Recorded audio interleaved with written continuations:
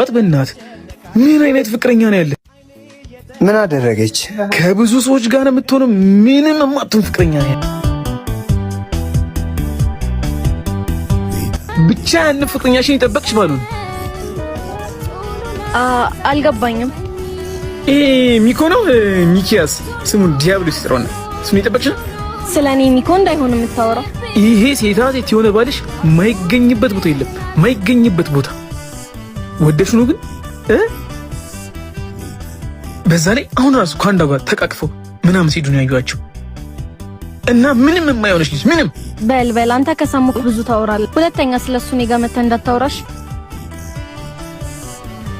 ይሄ ሙከራ ያልተሳካ ሌላ እድል መሞከር አለብኝ።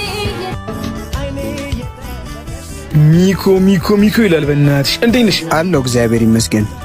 አንተ ግን ፍቅረኛ ነኝ ነው ያዩዋት። በእናትህ ምን አይነት ፍቅረኛ ነው ያለ? ምን አደረገች? ከብዙ ሰዎች ጋር ነው የምትሆነው። ምንም የማትሆን ፍቅረኛ ነው ያለ። ከወንዶች ጋር አይታታል? አረ በእናትህ አሁን ራሱ ከወንዶች ጋር ነው ያዩዋት። አሪፍ ነው በጣም በልቸው ትሁን ዘጋው ጭራሽ። እነዚህ ልጆች እንዴት ነው መለየት የምችለው? በእናታችሁ ያንቺ ሆኗል የኔ ከሴቶች ጋር ነበርኩ። ከሴቶች ጋር ነበርኩ። ስለዚህ የሰማሁት ነገር እውነት ነው ማለት ነው። አንቺስ ከወንዶች ጋር ነበርሽ? እኔማ ከነጉስ ጋር ምሳ እንደምበላ።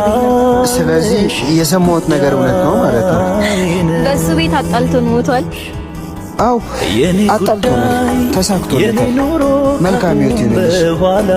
አትለኝም ወይ? ምን ማለት አልቻልኩም።